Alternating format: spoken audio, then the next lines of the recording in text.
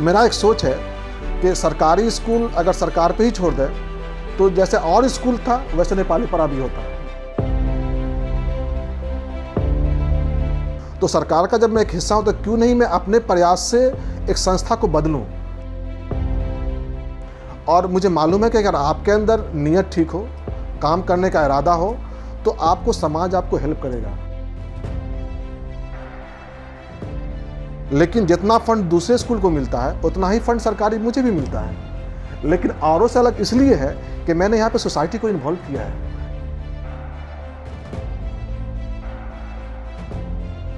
मैं सबसे पहले मैंने कहा कि मैं टीचरों के लिए of the teacher, for the teacher, by the teacher हूँ।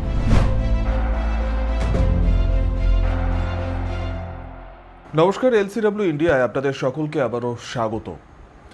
আপনাদের সঙ্গে আমি রয়েছি শুভ্র এবং আজকের যে অনুষ্ঠানটা একেবারে স্টুডিওর বাইরে বেরিয়ে এমন একটা মানুষের মুখোমুখি আজকে আমরা হচ্ছি যে মানুষটা শিক্ষা জগতে আমাদের দুর্গাপুর শিল্পাঞ্চল তথা পশ্চিম বর্ধমানের অবশ্যই তিনি একজন গর্ব। তিনি বিভিন্ন ছাত্রছাত্রীদেরকে শিক্ষা দান করে আসেন। আগামী দিনে কিভাবে তারা সমাজ গড়ার কারিগর হবে সেই শিক্ষা দান করেন তিনি, এবং তার মুখোমুখি হওয়ার পেছনে বেশ অনেকগুলি আজকে কারণ রয়েছে। আমাদের আজকের এই অনুষ্ঠান আপনারা যত দেখবেন ততই বুঝতে পারবেন যে কেন আমরা আজ তার অন্দরমহলে একেবারেই আমরা যার মুখোমুখি হয়েছি তিনি একটি স্কুলের প্রধান শিক্ষক। যে স্কুলটি অবস্থিত দুর্গাপুর শিল্পাঞ্চলে ডিপিএল টাউনশিপের সি জোনের অর্থাৎ গ্যারেজের নেপালিপাড়া হিন্দি হাই স্কুল। হ্যাঁ, নামটা আপনাদের কাছে খুবই পরিচিত, কারণ গত কয়েকটা বছর যদি আমরা একটুখানি ফ্ল্যাশব্যাকের দিকে যাই তাহলেই আমরা এই স্কুলটার সাথে কিন্তু ওতপ্রোতভাবে জড়িত হয়ে গেছি, কারণ একের পর এক স্কুলের মুকুটে কিন্তু পালক যুক্ত হতে থেকেছে। এবং সে কারণেই কিন্তু শিল্পাঞ্চলবাসী শুধু নয়, পশ্চিম বর্ধমান জেলাবাসীর কাছে কিন্তু এই স্কুল এখন একটা চেনাশোনার জায়গাতে পৌঁছে গেছে। আমি যদি একদম প্রথমের দিকে চলে যাই তাহলে কিন্তু এই স্কুলের পঠন পাঠন বা স্কুলের যে পরিকাঠামো সেই পরিকাঠামো বা পঠন পাঠন ছিল অনেকটাই পিছিয়ে। দুর্গাপুরের আর যে সমস্ত স্কুলগুলি রয়েছে সেই সমস্ত স্কুলগুলি থেকে অনেকটাই পিছিয়ে ছিল। 1999 সাল এই বিদ্যালয়ে প্রধান শিক্ষক হিসেবে যোগ দেন তিনি কে নামটা একটু পরেই নয় বলবো আপনাদেরকে। এবং তারপর কিন্তু এই স্কুলের পড়াশোনা, এই স্কুলের পরিকাঠামো, এই স্কুলের যে একটা পড়াশোনার পরিবেশ হয় সেই পরিবেশ আস্তে আস্তে আস্তে আস্তে পরিবর্তন হতে থাকে এবং এমন একটা জায়গায় পৌঁছে যায় যে দুর্গাপুরের বাংলা মাধ্যম স্কুল যেগুলো রয়েছে সেগুলো তো অবশ্যই, কিন্তু তার পাশাপাশি ইংরেজি মাধ্যম স্কুলগুলোর সাথেও কিন্তু জোর কদমে টেক্কা দিতে থাকে। এবং পঠন পাঠন একটা স্মার্ট ক্লাস থেকে শুরু করে বিদ্যালয়ের সমস্ত কিছুই কিন্তু অত্যন্ত চমকপ্রদ। এবং আপনারাও যদি এই বিদ্যালয়ে একবার পা রাখেন তাহলে কিন্তু বিদ্যালয়টা পুরোটা ঘুরে দেখতে মন করবে আপনাদের। আজ আমরা রয়েছি যার মুখোমুখি, তিনি নেপালিপাড়া হিন্দি হাই স্কুলের প্রধান শিক্ষক তথা জাতীয় শিক্ষক ডক্টর কলিমুল হক। কলিমুল বাবু, আপনাকে স্বাগত এলসিডব্লিউ ইন্ডিয়ায়। ধন্যবাদ। কলিমুল বাবুর সাথে আজকে একদম খোলামেলা আড্ডা, কারণ তার ঘরে যখন রয়েছি তার অবশ্যই কিভাবে এই জার্নি শুরু, কিভাবে মনের মধ্যে এলো স্কুলটাকে এত সুন্দর একটা জায়গায় নিয়ে যাওয়া। অবশ্যই এটা একার পক্ষে সম্ভব হতো না যদি না তার সহকর্মী যারা রয়েছেন তারা এই দিকে হাত বাড়িয়ে দিতেন। 1999 সালে যোগ দেওয়া, তারপর থেকে এই কর্মকাণ্ড, স্কুলের বিভিন্ন পুরস্কার, তারপর আপনি গত বছর রাষ্ট্রপতি পুরস্কারে ভূষিত হলেন। এটা দুর্গাপুরবাসীর কাছে অত্যন্ত গর্বের একটা বিষয় ছিল। একটুখানি যদি আমরা সেই ফ্ল্যাশব্যাকে ফিরে যাই, সেই শুরুর দিনটা যদি একটুখানি বলেন। सबसे पहले तो मैं एलसीडब्ल्यू इंडिया को धन्यवाद देना चाहूँगा कि आप लोगों ने आज जो हमारा स्कूल है नेपालीपाड़ा हिंदी हाई स्कूल, जो पहले क्या था और आज क्या हो रहा है उसके बारे में जानने का प्रयास किए हैं। 1999 साल में मैं एक असिस्टेंट टीचर के हिसाब से, एक शिक्षक के हिसाब से खड़गपुर, जो पश्चिम मिदनापुर पूर्व में पड़ता है, वहाँ पर मेरी नियुक्ति हुई थी। 2004 साल में मैं वहाँ पर असिस्टेंट हेडमास्टर बना और 2010 साल में मैं जो हेडमास्टर के लिए परीक्षा होती है उसको क्वालिफाई करके मैं दुर्गापुर के नेपालीपाड़ा हिंदी हाई स्कूल में मैं हेडमास्टर के रूप में पदभार ग्रहण किया। जिस समय जब मैंने पदभार ग्रहण किया, उसके 3 दिन के बाद जब मैं अपने एडीआई ऑफिस गया, हमारे एक शिक्षक साथ गए थे। जब उन्होंने परिचय करा कि हमारे नए हेडमास्टर आए हैं, तो आप सोच नहीं सकते हैं उन एडीआई का जो रिएक्शन था। यानी जो उन्होंने कहा कि आपको और कोई स्कूल नहीं मिला, इतना घटिया स्कूल आपने ज्वाइन किया है। उसके पीछे कारण था, सिर्फ 10 क्लासरूम था, एक टॉयलेट था। अगर बड़ा टॉयलेट जाना हो तो स्कूल के बाहर जो टेलीफोन एक्सचेंज है वहाँ जाना होता था, या पब्लिक टॉयलेट, या फिर जो स्टेशन लोग हैं वहाँ जाते थे। ना कोई मार्ट था, ना कोई हेडमास्टर को बैठने के लिए, ना कोई ऑफिस था। जो टीचर थे वो पेड़ के नीचे बैठते थे लीजर पीरियड में। डिसिप्लिन नाम का कोई चीज़ ही नहीं था। जो वहाँ उस समय 5 to 10 पढ़ाई होती थी, तो 5, 6, 7 जो है मॉर्निंग में चलता था, और 8, 9, 10 जो है डे में चलता था। कोई श्रृंखला नहीं था। तो उस समय मुझे बहुत ही लगा कि मैं किस जगह पे आ गया, जहाँ पर हमारा जो शिक्षा दफ्तर है वो एडीआई है, वो बोलती है कि आपका स्कूल इतना ख़राब है, आपने वहाँ पर क्यों हेडमास्टर के रूप में आए। थोड़ा सा अटपटा लगा, लेकिन फिर वहीं पे मुझे एक पॉजिटिव सोच बना कि स्कूल ख़राब है तभी तो मैं इसे अच्छा करूँगा। ये जो पॉजिटिव सोच मेरे दिमाग में आया, मैं संगे संग जो हमारे स्टाफ काउंसिल है, मैं उसके साथ बैठा और मैंने कहा कि देखिए स्कूल का जो रिपोर्टेशन है वो बहुत ही ख़राब है। हम लोग क्यों नहीं मिलकर काम करें तो स्कूल को हम डेवलप कर सकते हैं। क्योंकि मेरे पास एडमिनिस्ट्रेटिव नॉलेज 5 साल का था, क्योंकि इसके पहले मैं जो सहायक हेडमास्टर के रूप में काम किया था खड़गपुर में, उसका एक्सपीरियंस मेरे पास था। तो शिक्षकों ने कहा कि हाँ सर, मैं आपका साथ दूंगा। फिर मैंने मैनेजिंग कमेटी के साथ बैठक की। मैनेजिंग कमेटी एक बार में तैयार हो गई कि नहीं, आप प्लानिंग कीजिए, मैं आपके साथ हूँ, आप क्या करना है बताइए, मैं आपको सहयोग करूँगा। हम लोग काम करना शुरू किए। सबसे पहले जो हम लोगों ने प्रायोरिटी फिक्स किया कि हमारे सबसे पहले क्या ज़रूरत है, प्रायोरिटी बेसिस के आधार पर हमने एक लिस्टिंग किया कि मुझे पहले क्या करना चाहिए। उस समय जो सबसे पहला मुझे लगा था कि बच्चे नीचे बैठते थे, उसके पास बेंच नहीं हुआ करता था। दूसरा जो इम्पोर्टेंट था कि टॉयलेट नहीं था, और तीसरा ये था कि डे स्कूल चलना चाहिए था, वो 2 भाग में चल रहा था। क्योंकि सुबह 6 बजे से जाकर के शाम 6 बजे तक कोई भी हेडमास्टर, कोई भी टीचर परमानेंट नहीं रह सकता है। तो इस 3 जो पॉइंट मुख्य बिंदु था, उस पर मैंने काम करना शुरू किया, और 1.5 साल के अंदर मैंने कुछ टॉयलेट का निर्माण वहाँ पे करवा दिया, बेंचेस का निर्माण हो गया। और 2012 से जो 5, 6, 7 जो मॉर्निंग में चलता था उसको हम डे में ले आए। डे में आने के बाद क्या हुआ, जैसे ही एक साथ स्कूल चलने लगा तो जो डिसिप्लिन का मामला था डायरेक्ट हम लोग शुरू से लेकर के क्लास जब अंत होता था तब उसको हम लोग देखना शुरू कर दिए, और इंडिविजुअली बच्चों को हम लोग केयर करना शुरू किए।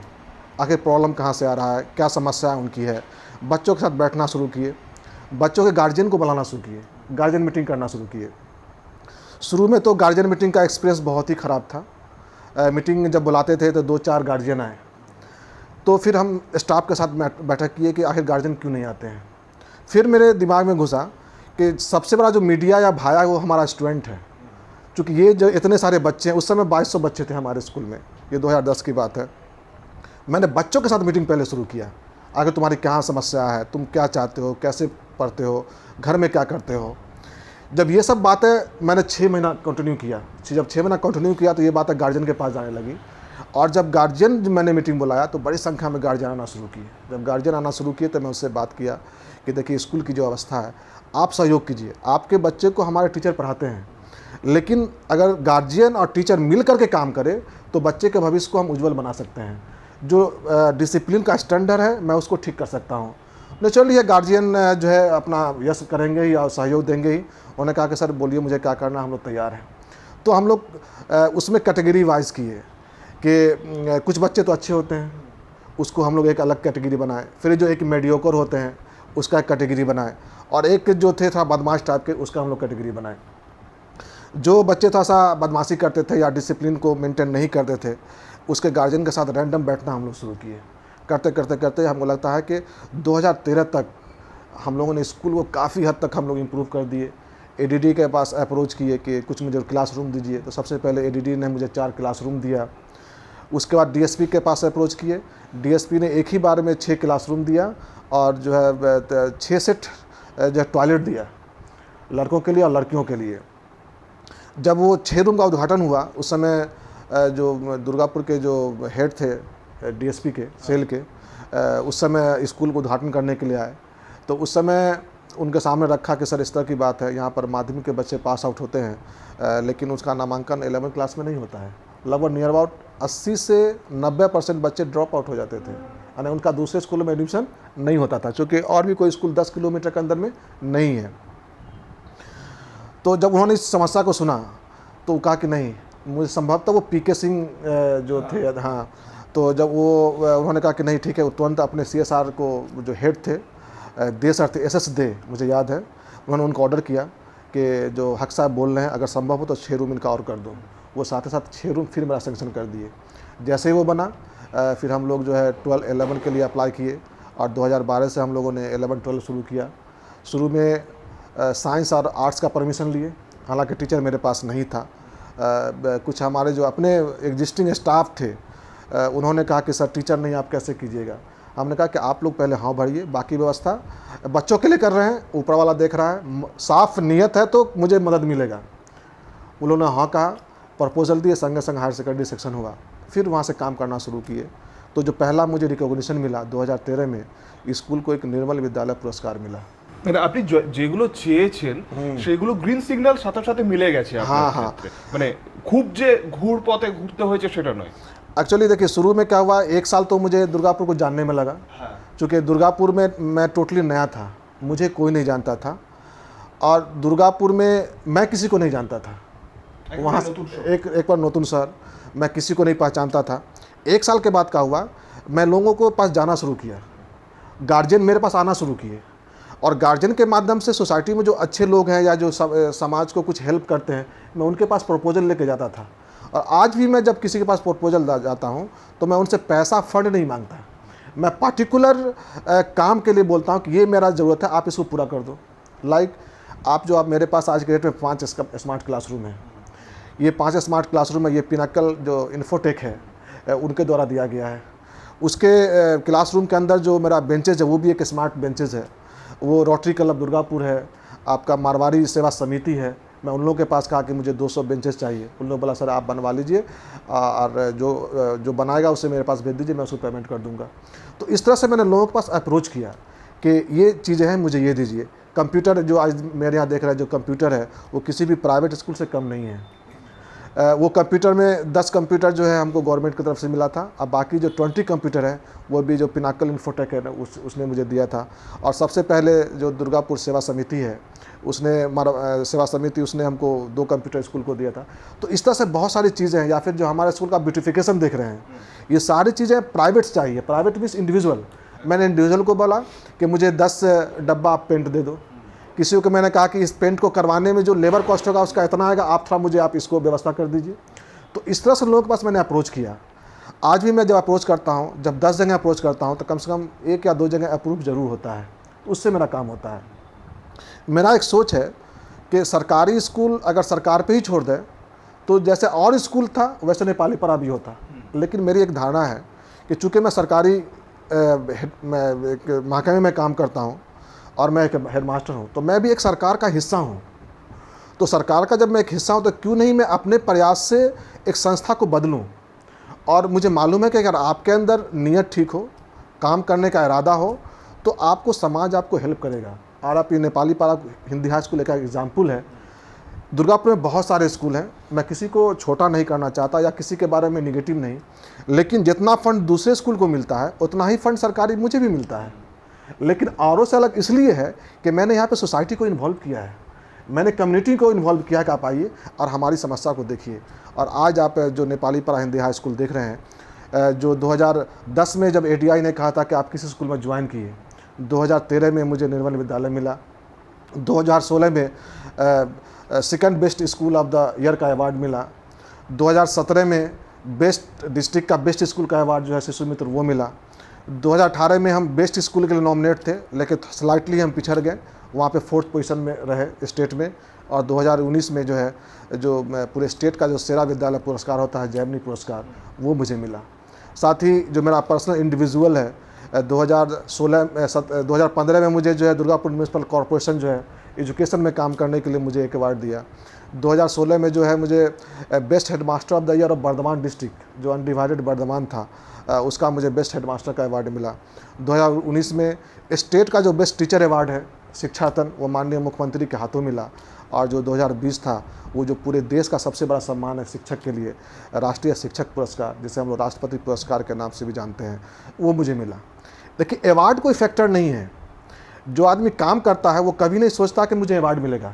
मैंने 2010 साल में जब काम करना शुरू किया तो ये कल्पना भी नहीं था कि मुझे पूरे भारत का सबसे बड़ा मुझे सम्मान मिलेगा। काम जब एक अवार्ड मिलता है तो खुशी इस बात की होती है कि आपने जिस काम को किया है, सरकार ने उसको रिकॉग्निशन दिया, मान्यता दिया। ऐसा नहीं है कि मुझे बहुत इसके लिए पैसा मिला है या मुझे बहुत कुछ मिल गया, ऐसा नहीं है। एक रिकॉग्निशन मिलता है कि आपने जो इतना दिन काम किया, आपके काम को सरकार ने सराहा है, डिपार्टमेंट सराहा है। तो ये जो मान्यता होती है शिक्षक के लिए, इससे बढ़ के कुछ नहीं होता है। उसके आगे में पैसे का कोई वैल्यू नहीं है, चाहे कितना भी पैसा दे दे और आप इसको करेंगे तो ये जो सम्मान है उसका वैल्यू ज़्यादा होता है। একদমই তাই। আপনাকে তো মানে স্কুল টাইম যেটা হয় আর কি, সেটা পেরিয়ে যাওয়ার পরেও আপনি স্কুলের বিভিন্ন কাজ নিয়ে স্কুলে বসে থাকেন। ফ্যামিলি কতটা কি সাপোর্ট করেছে এই যে এতগুলো বছর ধরে আপনার জার্নি? एक्चुअली देखिए, जब काम करना शुरू किए, जैसे ही काम करना स्टार्ट किए तो बाधा आना शुरू हो गया।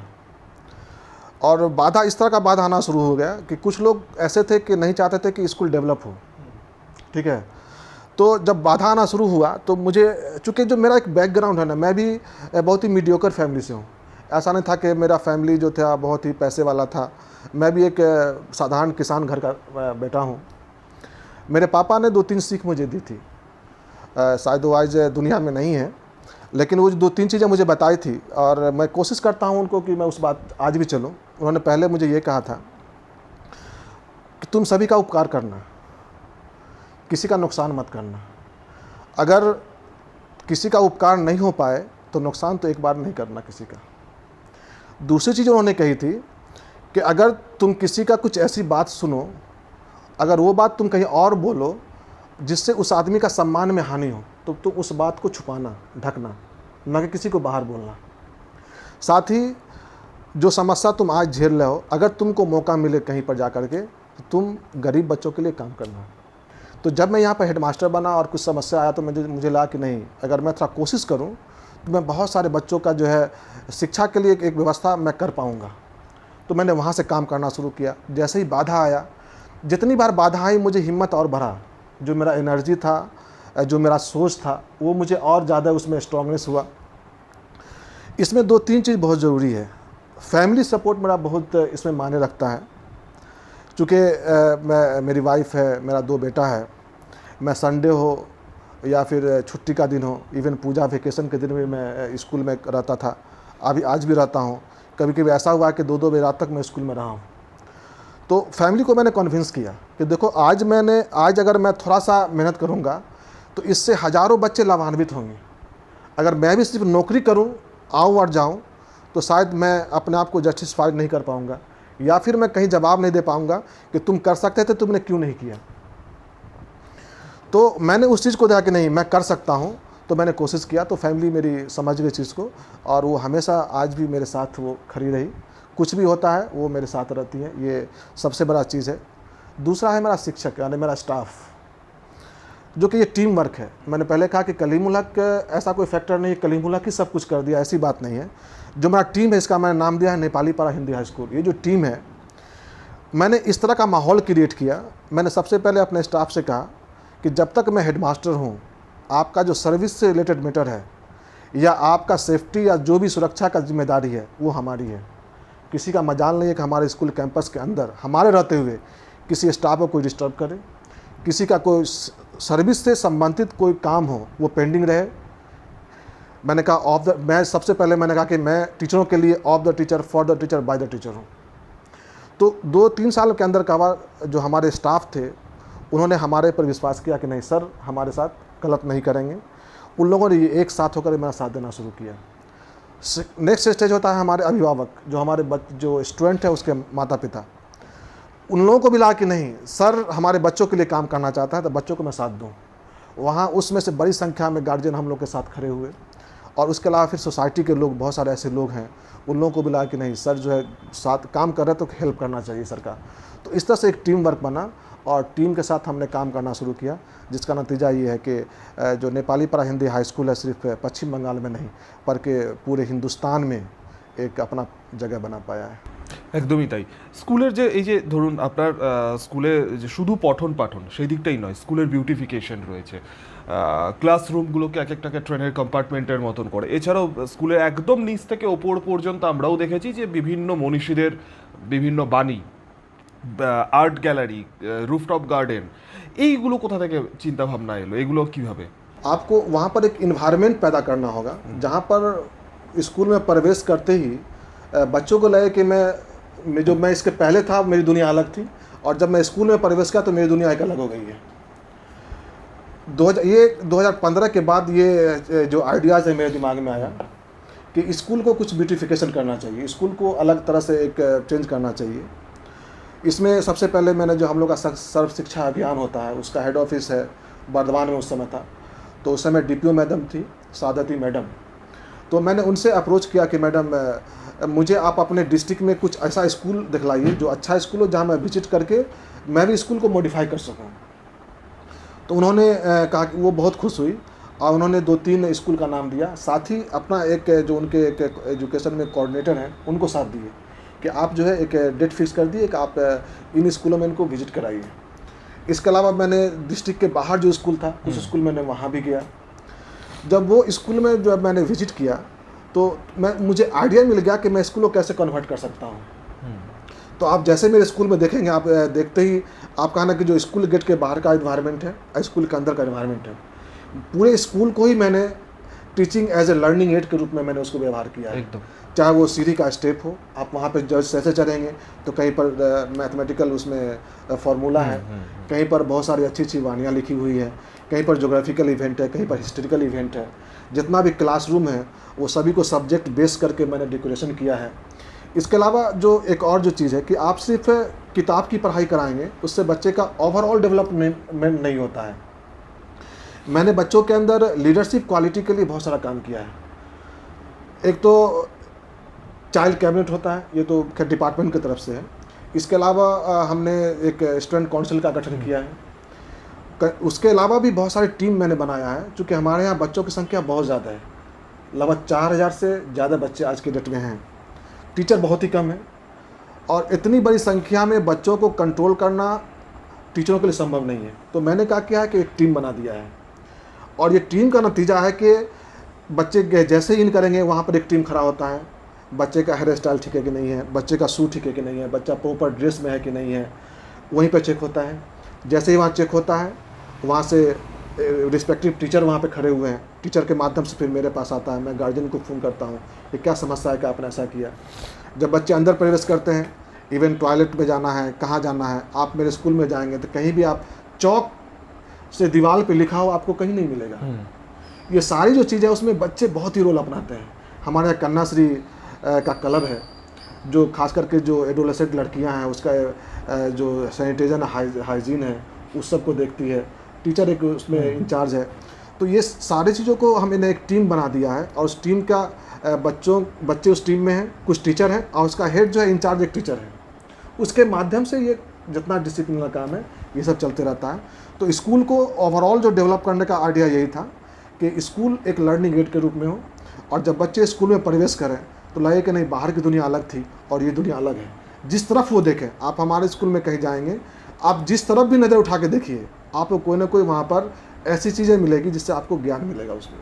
একদমই তাই। কিন্তু গত এক বছর ধরে হয়তো এখন করোনার আবহ কিছুটা হলেও তো মন খারাপ ছাত্রছাত্রীদের সাথে সেই সম্পর্ক বা সেই মেলামেশা এখন হচ্ছে না। एक्चुअली देखिए जो फर्स्ट लॉकडाउन हुआ 21 दिन का हुआ था, 21 दिन का हुआ था मार्च में। मैं सिर्फ 21 दिन स्कूल नहीं गया, उसके बाद से ही मैं स्कूल में बीच बीच में जाता रहा, चूँकि मेरा एक नशा हो गया है। মানে ওটা সেকেন্ড হোম হয়ে গেছে। वो एक नशा नहीं, फर्स्ट होम कह सकते আচ্ছা, हैं। এইটা সেকেন্ড হোম। ये मेरा सेकंड होम हो गया है।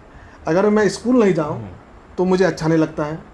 इत्तेफाक देखिए अगर मैं किसी कारण से स्कूल नहीं गया तो वहाँ से ज़रूर बुलावा आ जाता कि आप स्कूल आइए। स्कूल का अगर कोई कहीं पर पेंटिंग ख़राब हो गया हो कहीं पर एक कोई फ़ोटो फ्रेम अगर वो कहीं गिर गया हो तो उसको मैं कैसे ठीक कराऊं, वो मेरी प्रायोरिटी होती है।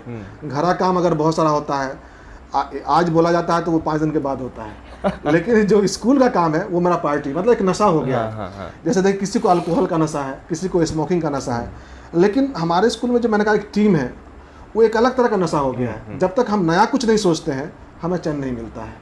तो ये जो नशा था उसी का नतीजा है कि आज हम यहाँ पे पहुँचे हैं। খলিলবাবু, একটা বিষয় এবার ঢুকবই। গত কয়েকদিন ধরে এই শহরে খুব চর্চার বিষয় হয়ে গিয়েছে যে আপনিও যেটা নিয়ে সাংবাদিক বৈঠক করেছেন, আশা করি আপনিও বুঝতে পারছেন কোন বিষয়ের দিকে আমি এবার ঢুকতে চলেছি। সেটা হচ্ছে যে পিএইচডি সার্টিফিকেট নিয়ে, এবং সেটা নিয়ে কিন্তু বেশ একটা ঝড় বয়ে গেছে যে বিভিন্ন জন বিভিন্ন ধরনের মন্তব্য করেছেন। কেউ বলেছেন এটা হতে পারে না, কেউ বলেছেন যে আরও অনেক কুমন্তব্য করেছেন। সমস্ত কিছু মিলিয়ে মিশিয়ে, ভালো মন্দ মিলিয়ে মিশিয়েই আপনাকেও এই রাস্তাতেই হাঁটতে হয়েছে। এইটার দিকে যদি একটুখানি ঢোকেন যে কেন হঠাৎ করে এরকম একটা বিষয় উঠে এলো। एक्चुअली ये जो घटना घटा ये बहुत ही दुर्भाग्यपूर्ण था, इसे होना नहीं चाहिए था। लेकिन जो बाधाएं हैं, जो मेरा अगर आप पिछला रिकॉर्ड देखेंगे तो मैंने कहा कि बहुत सारी बाधा को मैंने पार किया है। लेकिन जब जब बाधाएं मेरे साथ आई हैं तो चूँकि मैं अपने आप को एनालिसिस करता हूँ कि मैं कितना ठीक हूँ, तो और मैं जब ठीक रहता हूँ तो सामने वाला कितना पावरफुल हो, मैं उसका तो फाइट करता हूँ और मैं उसमें जीतता हूँ।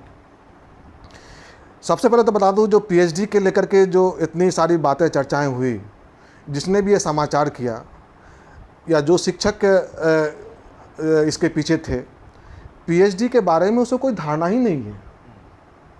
सबसे पहले 11:30 बजे रात में 29 तारीख को मैं सो गया था, मेरे पास एक फ़ोन आया कि सर आप व्हाट्सएप खोलिए, आप थोड़ा देखिए, मैं एक आपको मैसेज भेजा हूँ।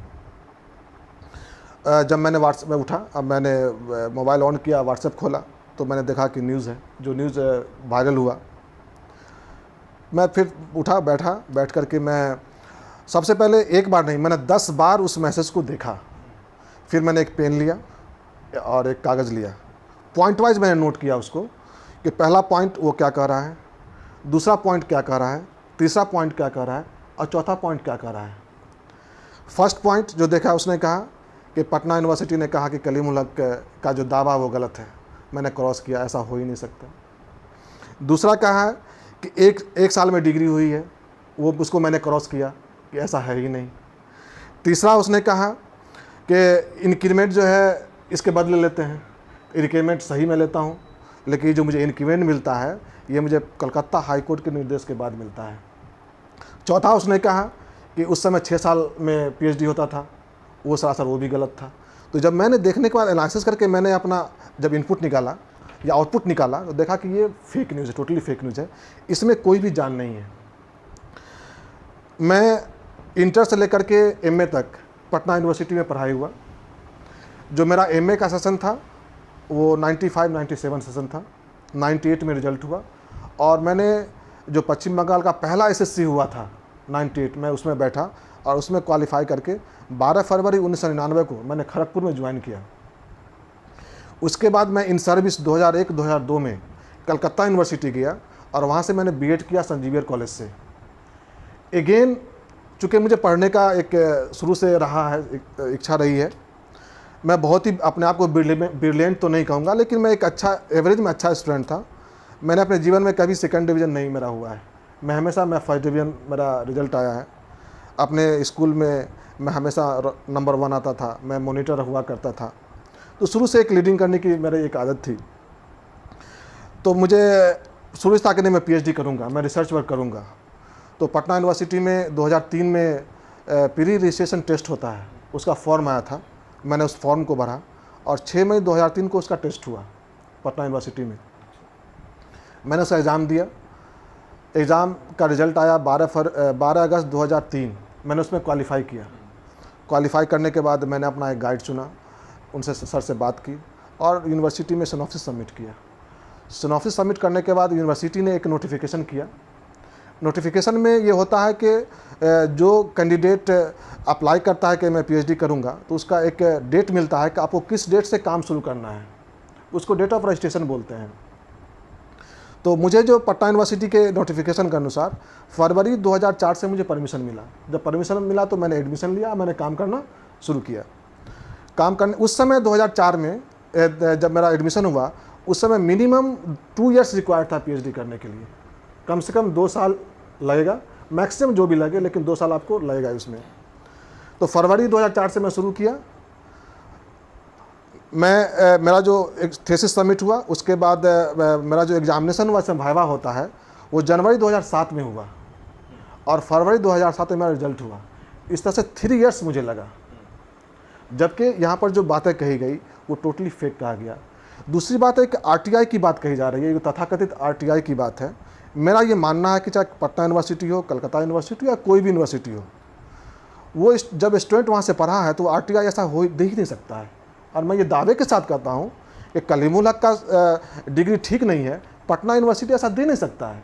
चूँकि मैं वहाँ का स्टूडेंट रहा हूँ, वहाँ के जो यूजीसी नॉर्म्स है उसको मैं फॉलो किया हूँ, तो यूनिवर्सिटी ऐसा दे ही नहीं सकता है। और आप पूछे कि ऐसा क्यों हुआ। एक्चुअली में ये जो घटनाएं जब घटी, जब न्यूज़ आया, उसके बाद मुझे पता चला कि कुछ लोग ऐसे थे जो शायद मेरी सफलता से उसको अच्छा नहीं लग रहा था। आप कह सकते हैं जलन, जेलसी। एक जेलसी ही कारण था, क्योंकि जब आदमी आप किसी के प्रति जेलसी भावना रखते हैं, जेलस भावना रखते हैं, तो आदमी को सोचने का जो बुद्धि है वो भ्रष्ट हो जाता है। आप हमेशा निगेटिव सोचते हैं, आप किसी का अच्छा सोच ही नहीं सकते हैं। तो जब मेरा नाम अगस्त 2020 में स्टेट गवर्नमेंट ने जब सेंट्रल गवर्नमेंट के पास नेशनल अवार्ड के लिए भेजा था, तभी कुछ लोग 9 अगस्त को गवर्नर के पास एक मेल करते हैं, और उस मेल में मेरे बारे में जो आपत्तिजनक बातें लिखी गई तो लिखी गई थी, साथ ही मेरे डॉक्यूमेंट के साथ मैनिपुलेशन किया गया। यानी उसको स्कैन करके उसके डाटा को चेंज किया गया। चेंज करके मेल के द्वारा ये साबित करने का कोशिश किया गया कि जो कलीमुल हक है उसका सर्टिफिकेट ठीक नहीं है और कलीमुल हक भी ठीक नहीं है, इसलिए इसको अवार्ड नहीं मिलना चाहिए, आप इसमें इंटरफेयर करो। लेकिन उसको ये धारणा नहीं है कि नेशनल अवार्ड या जो शिक्षा रत्न अवार्ड ऐसे नहीं मिलता है, इसकी एक प्रक्रिया होती है। जो नेशनल अवार्ड है उसका 3 स्टेज स्क्रीनिंग प्रोसेस है। जब एप्लीकेशन ऑनलाइन होता है तो सबसे पहले डिस्ट्रिक्ट लेवल पे होता है, उसमें आपके सारे डॉक्यूमेंट के साथ साथ आपने क्या किया है उसका स्क्रीनिंग होता है, और एक डिस्ट्रिक्ट से 3 नाम स्टेट को जाता है। फिर स्टेट लेवल पर एक स्टेट लेवल स्क्रीनिंग कमेटी होती है। पश्चिम बंगाल का 6 कोटा है, आप यहाँ पर 23 जिला है, 23 जिला से 3 नाम गया, यानी 69 नाम। उस 69 नाम में से टॉप 6 जो होता है, फिर स्टेट गवर्नमेंट उसको सेंटर भेजती है। सेंट्रल गवर्नमेंट का जो एजुकेशन डिपार्टमेंट है वो क्या करता है, फिर से पूरे इंडिया में जितना कोटा है 153 नाम आता है, और उस 153 नाम का फिर से स्क्रीनिंग करती है। और जो स्क्रीनिंग करने वाले होते हैं सभी आईएएस लेवल के अधिकारी होते हैं, सभी सेक्रेटरी लेवल के होते हैं, और वहाँ पर एक प्रेजेंटेशन होता है। उस प्रेजेंटेशन के बाद मात्र 153 में से ओनली 47 आदमी को ये अवार्ड मिलता है। तो ये सहज प्रक्रिया नहीं है। साथ ही प्रेसिडेंट के पास खड़ा होने के लिए इतना सारा प्रोटोकॉल होता है, आपके ईच एंड एवरी एस्पेक्ट को जाना जाता है। मेरे बारे में बहुत सारा विजिलेंस हुआ है, तब जाकर के मैं प्रेसिडेंट के पास खड़ा होकर अवार्ड लिया हूँ। तो ये सहज चीज़ नहीं है। लेकिन ये जो न्यूज़ करवाने के पीछे एक ही मकसद था कि हमारा जो एक नाम हुआ था, और मैंने बहुत जल्दी बहुत कुछ अर्जन किया। कलीमुल हक हर कोई बनना चाहता है, लेकिन कलीमुल हक जो मेहनत करता है वो नहीं कोई करना चाहता है। आपको मेहनत करना पड़ेगा।